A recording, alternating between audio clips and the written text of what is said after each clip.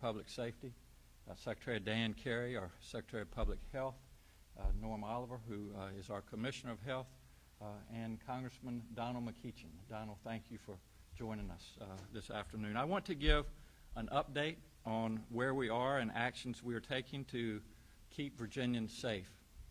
As of this morning, Virginia has 45 people who have tested positive for the coronavirus. Yesterday, Virginia also had our first death from this virus, a man in his 70s in the Peninsula Health District. I extend my sympathies to his family and loved ones. The Peninsula Health District currently has a cluster of cases, 8 as of last count. For that reason, we are taking additional steps to limit contact between people to limit the spread of this virus. Earlier today, I announced that all local governments on the peninsula will close to the public for 2 weeks. That includes James City County, Williamsburg, Newport News, Poquoson, Hampton, and York County. To be clear, these local governments will continue to provide services, picking up of trash, Sheriff's Department, etc. But this closure will limit contact between people as we work to stop the spread of this virus in our community. I thank these government officials for taking this important step. This is consistent with direction we have given our state agencies to plan for remote working as much as possible. I want Virginians to understand we are taking this seriously, and so should they. We have declared a state of emergency. We have closed K-12 schools across our Commonwealth. We have restricted visitors at nursing homes and correctional facilities and limited state employee travel. Earlier today, we announced a ban on special public events over 100 people statewide. It's just not a good idea for that many people to be close to each other right now. We ask people to use common sense.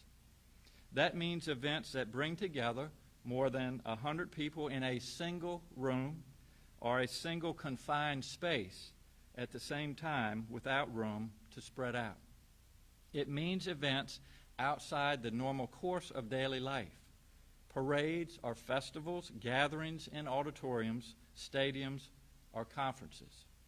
It does not mean normal operations at airports, offices, hospitals, restaurants, grocery stores, or other retail establishments. What we are trying to achieve here is the kind of social distancing that experts tell us is critical to stopping the spread of the virus. We all want to end this pandemic. And everything we hear from the experts tells us that slowing its spread is critical to keeping more Virginians healthy and ensuring what we do does not overload our health care system. So I urge Virginians, particularly those in places where there are known outbreaks, such as the Peninsula, to please stay home. If you're going to a crowded bar or a large church full of people, I would urge you to rethink those plans. Ask yourself if it's really that important that you go out right now. Social distancing now can save lives later. These are critical steps to reduce and slow the spread of this virus. I will now turn this over to our State Health Commissioner, Dr. Norm Oliver, to update us on the latest developments. Dr. Oliver, thank you. Thank you, Governor. As the Governor said in his opening remarks, we have 45 cases of COVID-19 in the Commonwealth at present. When we identify a case, we do what we call contact investigation, and we are looking into hundreds of contacts of these cases to trace down any new cases and to isolate them when we find them. There will be new cases, we know that. In particular, we're very concerned about the outbreak in the Peninsula region. As the Governor mentioned, there are 8 identified cases and upwards of close to 300 contacts that we're doing investigations on from those cases.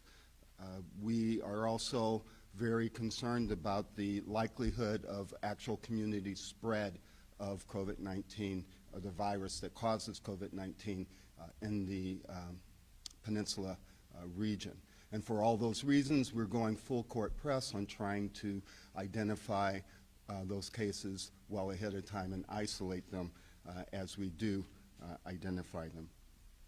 We have currently at the state lab somewhere between around 500 to 600 tests available. That would be for individual patients, depending on how many specimens come in from each patient. And as you all know, private labs have come online, and that has increased our ability to provide testing to people in the Commonwealth and across the country.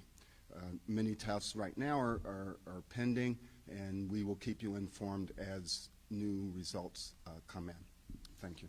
Thank you, Dr. Oliver.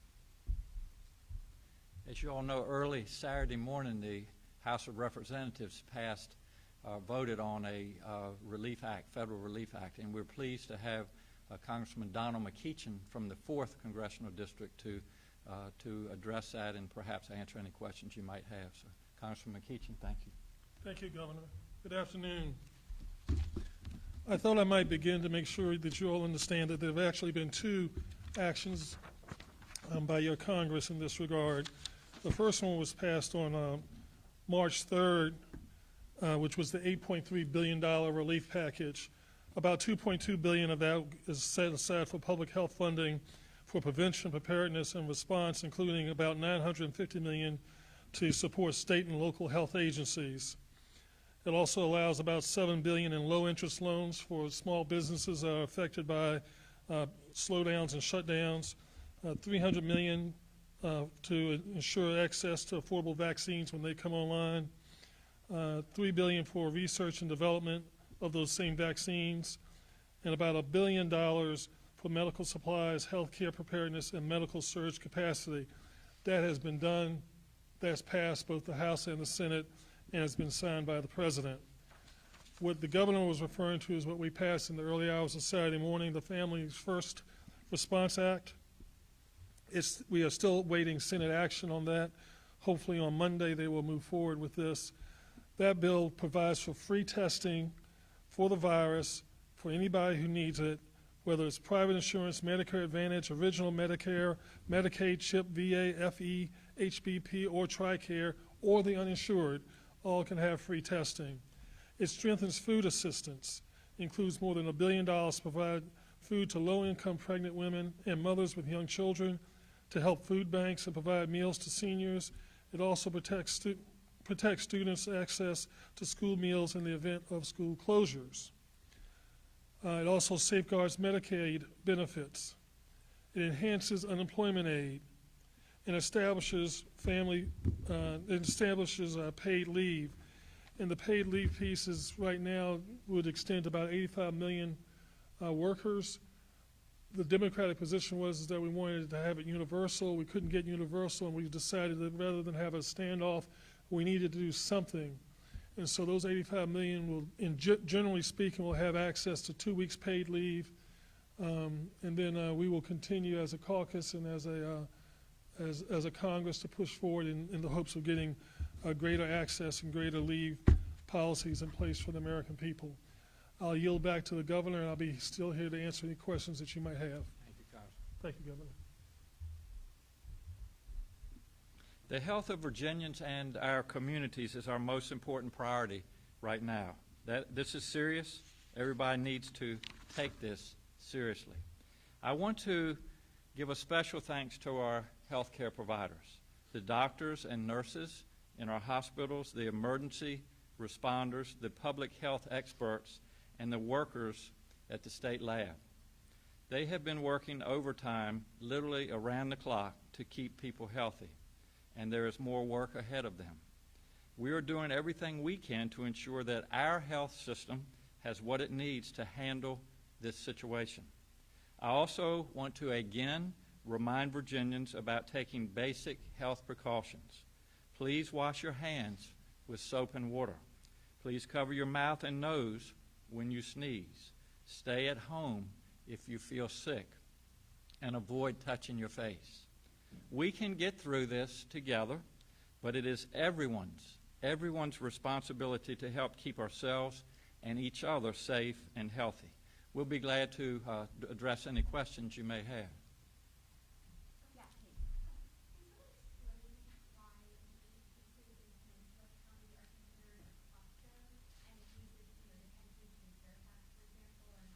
Sure. Norm, you want to address that? Perhaps the best way to explain this is that the cases in the peninsula were all associated with two index cases. They all trace back to the same contacts. So it was a cluster around those, whereas the other cases were from different sources, some from international travel, some from contacts with others who had international travel, but they weren't all clustered together.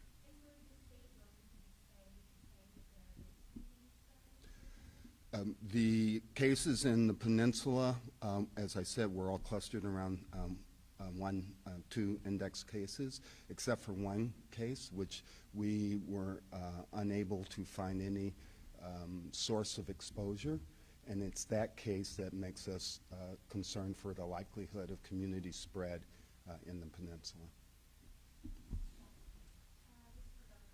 Yes. For the schools that are closed K through 12, what Yeah. does this mean for faculty and staff? I know there's a lot of confusion as far as how the school's going to give out that schoolwork, and are they going to be the ones that are back in the Yes, that's a great question, and it's not like we're locking the doors to the schools. Essential personnel will be able to go to the schools, and that will be really at the discretion of the principal. But if, for example, if someone needs to work on online, that they want to, move forward to their students, then that will be allowed. But in general, obviously the students won't be there, and non-essential personnel won't be there. So it's really up to that particular school and principals to establish how teachers will go about giving out schoolwork. That's right. Well, and the schoolwork, and so I think maybe another question that may come up, if there is online that's going out to students, it's certainly not going to be mandatory. It'll just be able to help them stay, up with their schedule. But obviously, there's some households that don't have availability of the internet, and so that's one of the reasons why we're trying to get broadband across the Commonwealth right now. But it won't be mandatory learning. Yes.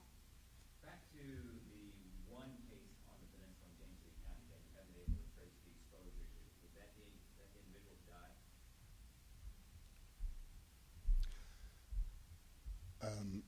Yes, it was the individual who passed away. And so in a case like that, what do you do? I mean, how do you map out how to track down that individual's contacts? Did you have, at least presently, you haven't been able to identify that victim's exposure?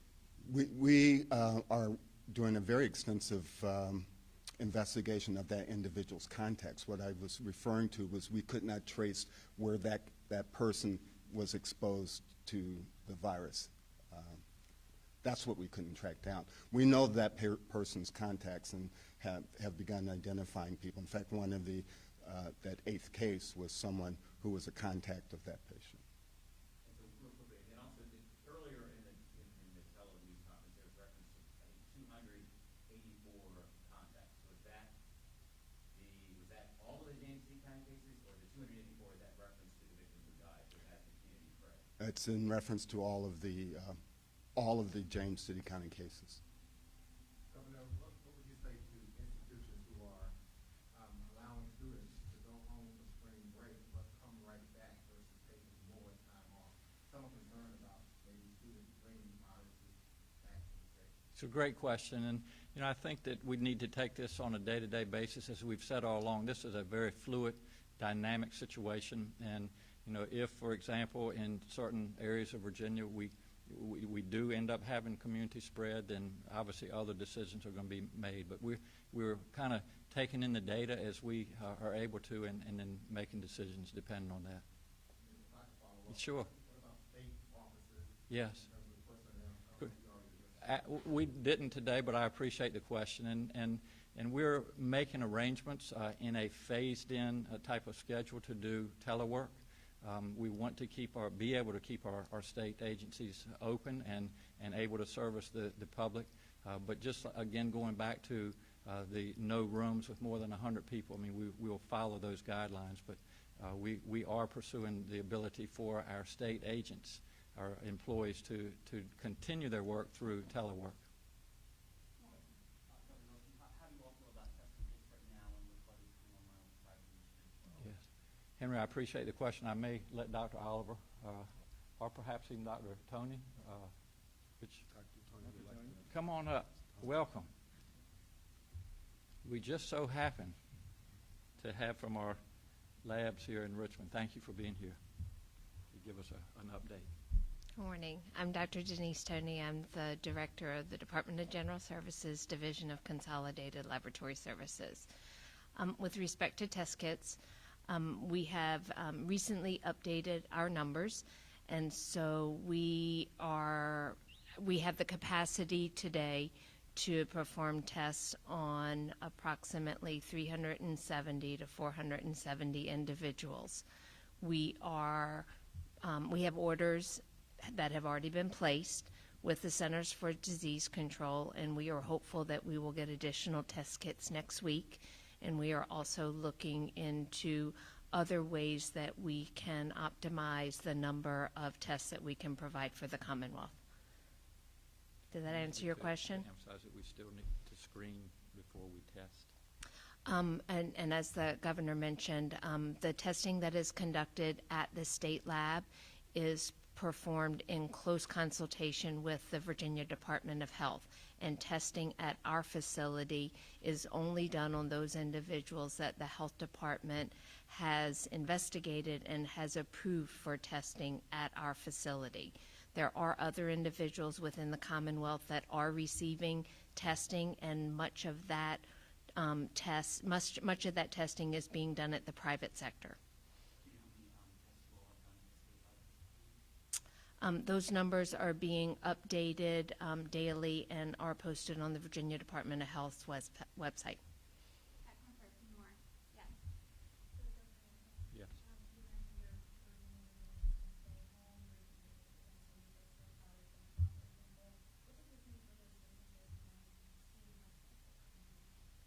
Well, we obviously want to be able to keep our businesses moving forward, but just as an example, in a restaurant, I'll just try to give you a quick example. Maybe, space the tables out. In other words, don't seat people at every table in the restaurant, but every other table I think to really encourage the social distancing. So we'll continue to be able to, to live and continue our businesses to be able to do what they do, but just using some of the guidelines. And again, the purpose of all this, and there's going to be I understand a lot of what ifs, and everybody has their own situation, but this is to keep Virginians safe, and this is also to, as best we can, to stop the pandemic as soon as we can. So again, this is one of the reasons we're doing this, is to emphasize to people to use these common sense guidelines to really get past this pandemic. Governor, do you think that there's going to be any need to get the General Assembly to take any look at this, pass any relief for people in Virginia or businesses in Virginia, and some of the things that the Congressman spoke of the federal government doing? I think right now, Greg, we just finished session on Thursday, and we have reconvened session in about a month, and so we're working through, obviously, over 1,000 pieces of legislation. We're watching very closely how the economy in Virginia is doing, and certainly if we need to take action, if I need to have the legislators back here sooner than reconvene session, we will. But I don't anticipate that right now, Greg. But one of the options that I think has been talked about that we'll kind of do if we need to is a reforecast before we sign the final budget. But I'm in consultation with our budget leaders as well as our majority and minority leaders in both the House and the Senate, and we'll just be flexible right now. But I don't anticipate bringing them back before reconvene session. Got time for one more. I have a question for Dr. Carey, if you don't mind. Yes, sir. Dr. Carey, good to see you again. Nice to see you, sir. For those who still don't take the virus as serious as some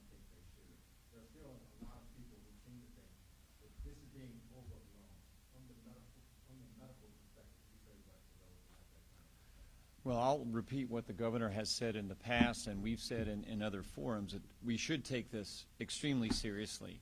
We don't want folks to panic, but we do want them to plan and to be prepared. And those goals continue. And as the governor has indicated, that means social distancing, and we're continuing to refine that as indications, as conditions on the ground demand it. So my comment to the public is to, again, take this seriously. It is, as we're seeing in this country and seeing in Europe, as we've seen in other countries, it has serious consequences to individuals. People have died in Virginia from this. People have died in Washington State and other areas around the country. And that our best defense is prevention, and the hand washing, the social distancing, staying home when you're sick, avoiding unnecessary travel out into the public square. So I hope that the message is coming across that this is indeed very serious, and we're seeing the evidence of that. And the governor's response and the response of our federal government is showing how serious the country is taking this, as it should. Thank you. In closing, first of all, I want to thank my fellow Virginians for taking this seriously and for being available to watch press conferences like this so that they can get the best information that is out there. I also want to take the opportunity to thank the media. For those of you from our networks, our radios, our journalists, our newspapers, thank you so much for what you're doing. You are our conduit to getting accurate and up-to-date information to Virginians. At the end of the day, what we're trying to do is to keep Virginians as safe as we can and working together to get through this pandemic as quickly as we can. So thank you all so much, and have a good rest of Sunday afternoon.